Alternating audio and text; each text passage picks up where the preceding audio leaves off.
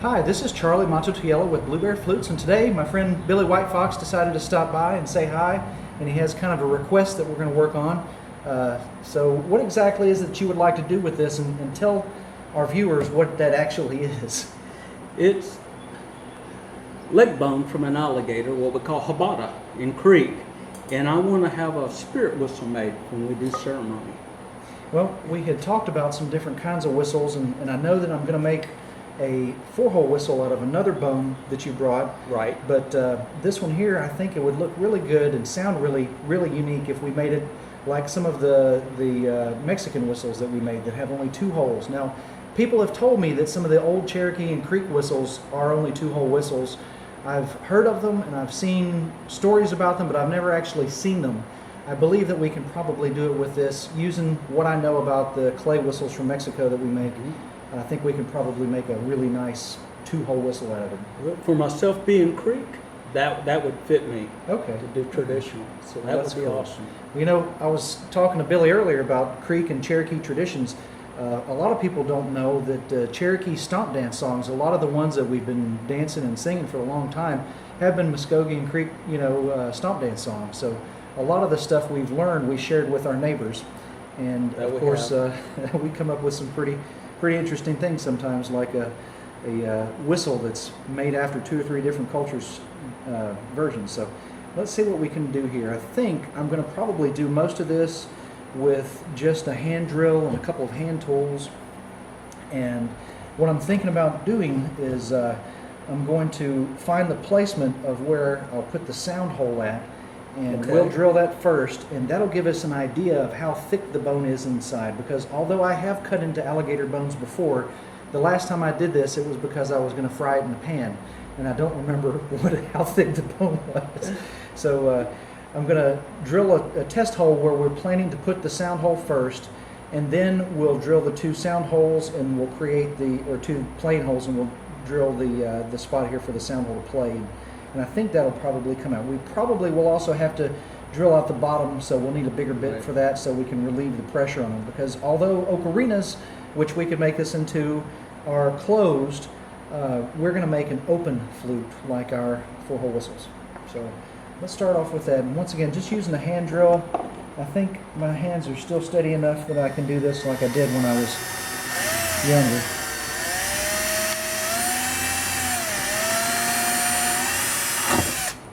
Sounds pretty good. Oh. Now, one thing I will tell you is, and Billy knows this because he makes a lot of, authentic jewelry and a lot of carvings, that the smell that comes off of bones, I believe, what is it? It's either cyanide or something like shells give off cyanide, I think it is, whenever you cut into them. Anyway, the smell that comes off of this, we're in a very open area. Otherwise, we'd be wearing face masks, and if I start carving in it where dust is going everywhere, I'll definitely be breathing through a mask or a respirator, because you don't want to get any bone in your lungs. That's bad news. So looking at that, I think we're good there, and knowing where I want to place these fingers, I think we're going to put one right above the halfway point. Let's see. I think I'll go ahead and mark it just for the safe. We'll put one there. It's going to be about 1/4 of an inch. I'm starting off with this small pilot hole here, and then the next one I think we'll put below it, which will probably be just a little larger, but we'll see how that fares us. Yeah, if you don't mind holding it, I appreciate it. Oops. That's the thing about not using the drill press, is it wants to walk on you. There we go.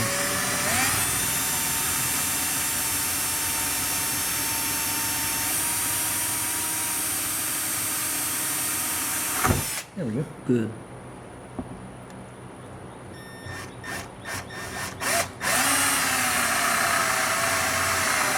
There we go. And that one sounded good too. So I think this is going to make a really, what people like to call a jam-up whistle. Now, let's see. I'm going to grab another drill bit here, and we'll maybe take it down another notch on those. I think we might even leave the 2 sound holes their size for right now, the 2 plain holes, but we'll use this to increase the size of the sound area up here, the splitting edge as people call it. This has to look crazy with me holding my finger against the drill bit. Whatever works. Whatever works.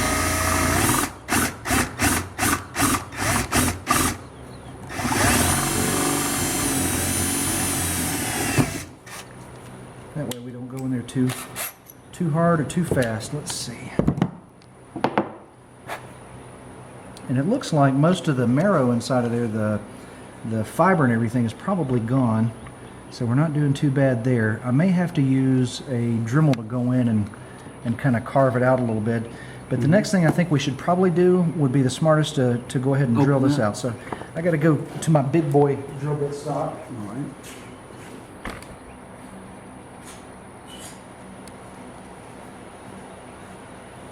Here in the shop, I don't know if I ever told you, Billy, but we rarely ever use big drill bits. What we usually use, and we have them laying all over the place, Right. is big Forstner bits. Because when you're drilling something out, the drill bit sometimes tends to split, whereas the Forstner bit won't. So we use that a lot. But in a bone, got to use a drill bit. All right. So I think we can probably just carefully, I'm just going to lay this down. And this is the part that's kind of dangerous. When it goes up in there, you don't know where it's going to head off to. Yeah. And fortunately, this guy is a good bone to drill in. I've drilled in some deer bone that you would think that would be hollow all the way through. And turns out there's like some kind of forming of a bone inside of it there. And this is all alligator marrow. Yep. It's got to be high in nutrients there. We'll just take care of that later. Give him a little bit of rest. Yep. So this guy here's hollow all the way through like it should be. Good. No Good. surprises. And it actually, I think it looks pretty good. It's a little dark. Maybe we can see up in there a little bit. You can take a look and see what you think. I think, Oh yeah. judging by the size of the interior, I may be able to use this larger bit for the sound hole. And I think what I'm going to do is go down kind of gently. This is the part that becomes a little bit on the dangerous side too, because you never know what's going to happen. But I think we're in good shape there. Oh yeah. I think we're in good shape. Looks So good. right now, you can kind of see where we're at. I think that I can use my Dremel and grind around in there a little bit and make it worth playing. Make it a really good sounding little whistle.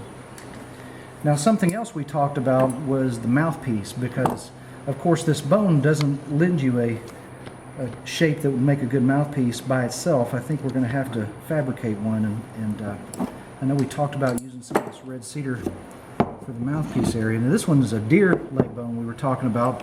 I think that'll make a good actual flute too. Yeah. You can see some of the dust coming off of that, and it is a little bit much, and it's a little smelly too, so we have to be real careful around that. I think And not breathing it. not breathing in, that's for sure. Oh. Yep. Let's see. Just going to shape this up a little bit, just so that we can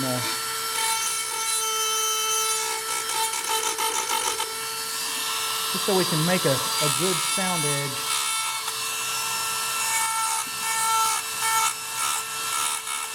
I think this will be a real amazing little whistle.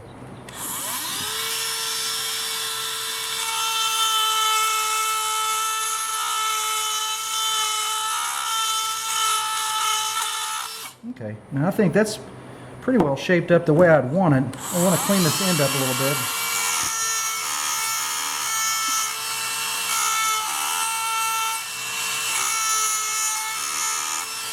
We can probably do some of it with a file too at this point. Just kind of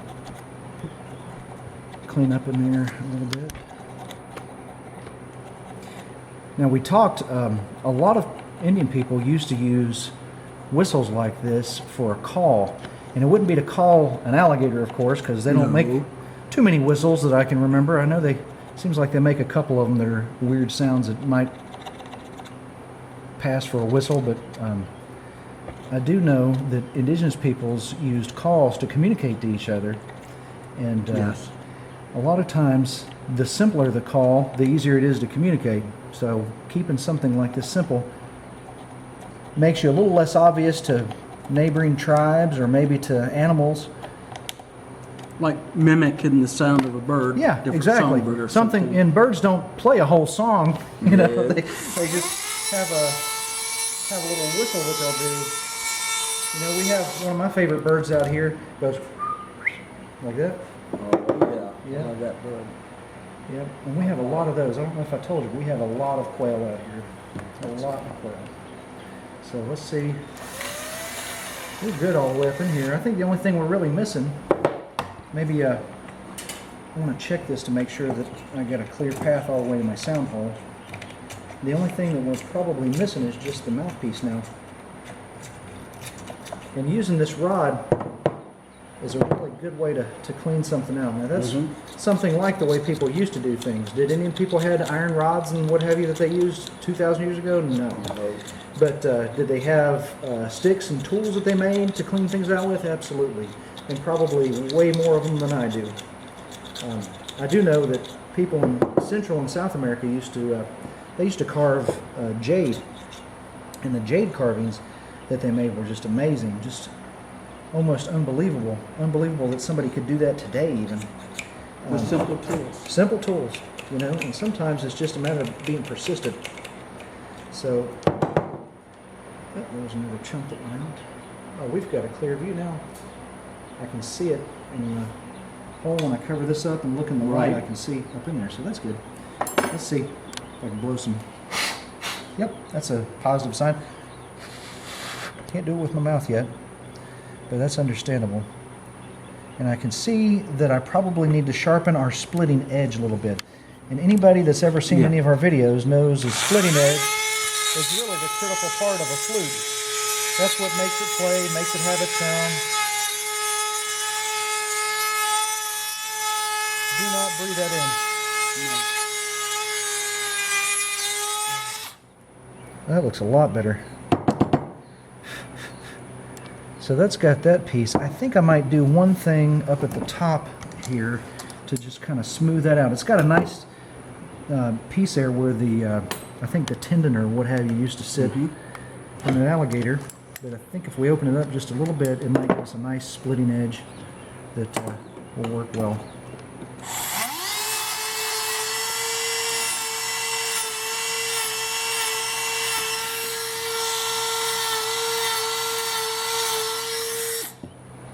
No, that don't look too bad.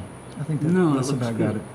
Now, the only thing that I have any quorum with, back in the old days, you know, I didn't believe in using glue. We used hide glue, and I personally have been against all kinds of glue, but I started using super glue, and I like this stuff. I have a respect for it. It's actually, you know, basically like acrylic or like PVC. It has a separator in there that dries. When it dries, it leaves the resin behind. So it's pretty good stuff.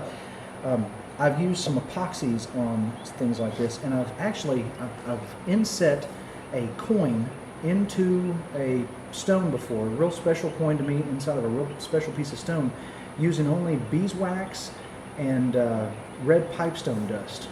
And when you mix those two things together, it turns into like concrete. And it's something I thought, hey, you know, I bet more people probably knew this before I did. But I think today we'll use some wood to make the mouthpiece. And I think we will probably seat it in there with some cyanacrylic glue, some super glue there, because it's solid and permanent and it'll last, you know, pretty much indefinitely.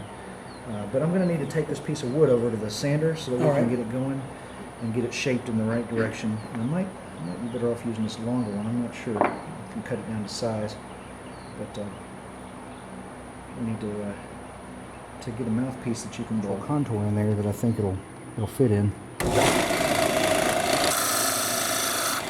Lots of sawdust.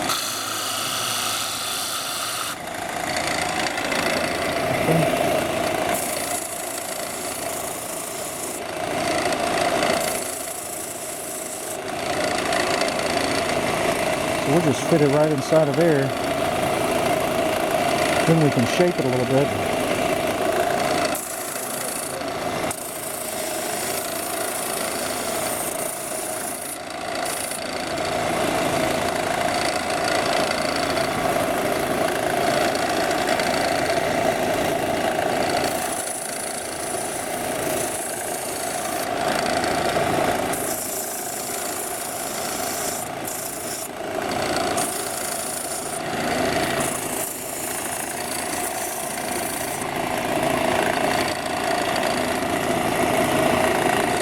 getting closer.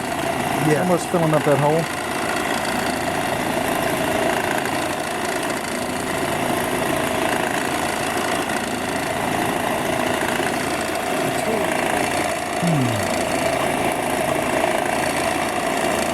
And I think the best thing to do after we get it seated in there, we may come back and round it off. So let's take this guy back over there and. Okay, so we went ahead and made the block out of a piece of walnut instead.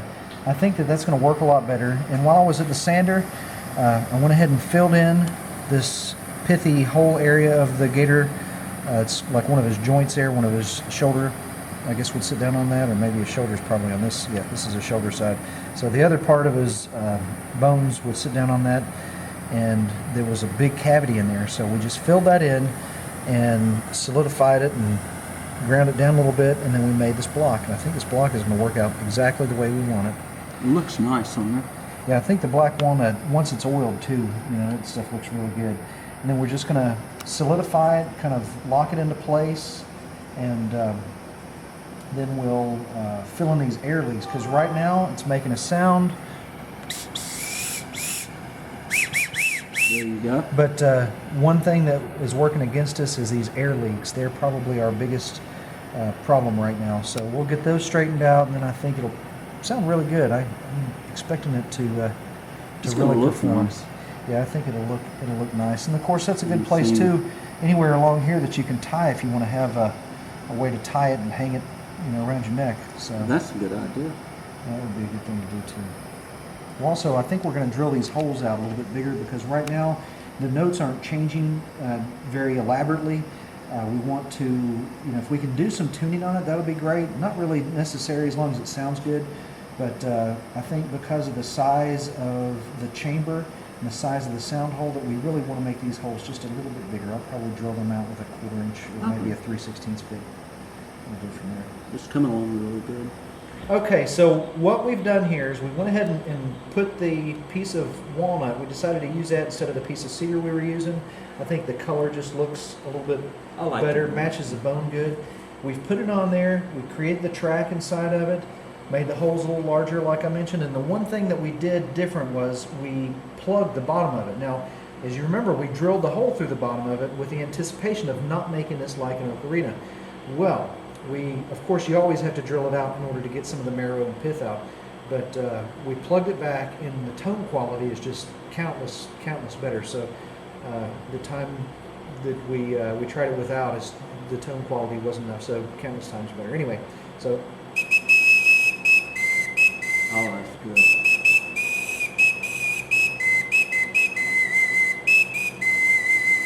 it's kind of a nice whistle. And I thought we would tie a cord around it to be able to wear it like around your neck if you ever, a lot of times these type of whistles are worn around the neck, like our 4-hole whistle is. It's over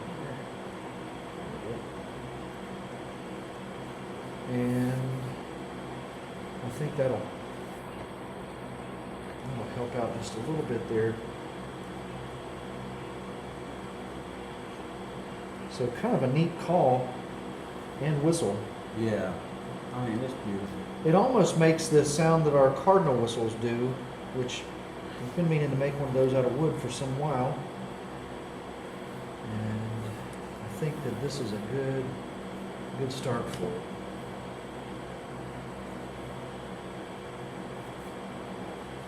Now, a lot of times, Billy, you tell stories to young people and tell them about different types of animals and everything. So I Yes. imagine this would probably be used today. Would be used for something like that, more so than like an animal call. But It would. Oh, that I really think that's a seems good one good. there. There you go. All right. No, thank you. You're brother. very welcome. Thanks. so Oh, much. it turned out really nice. I'm glad you like it. So, Oh, if any of you have thought about making clay whistles that we talked about earlier, we're going to be showing some of those here pretty soon. The bone whistles are something that I've done. It's just not something I plan on doing a lot of. It's fun, and it's very nice having a good bone whistle there like that. There's some other types of bone whistles, as I mentioned, that we've made. Originally, there were some bone flutes made out of animal leg bones. The first and oldest kinas that I'm aware of were made out of alpaca leg bones, and those date way back. So there's a lot of different kinds of whistles that we make, but like I say, the bones, just one most important thing is to remember that there is some toxic chemicals that will come out of the smell of a bone that can, if it's burning or if you're grinding it, anytime there's fibers or what have you, it's just a lot. Now, after it's made, of course, the problems are over, but Yes. during the creation process, back in the old days, people used to use small hand tools that they would grind with, and that kind of thing doesn't produce as much dust as what we do today. That's true. And for that reason, today we have to be a lot more careful. But anyway, this is Charlie Mato-Toyela signing out. Once again, Billy White Foxen here visiting with us today, good friend from way back, and making a couple of whistles. And hopefully you guys have enjoyed this video. If you have any questions, feel free to send us a message. And always, we love your comments on our YouTube videos, preferably the good ones. Some of the bad ones are funny. We get a kick out of those too. So just kind of keep it G-rated if you can. Once again, signing out though for BlueBearFlutes.com, Charlie Mato-Toyela. Y'all have a great day and happy flute making. And awesome to be with you. Thank you. All right.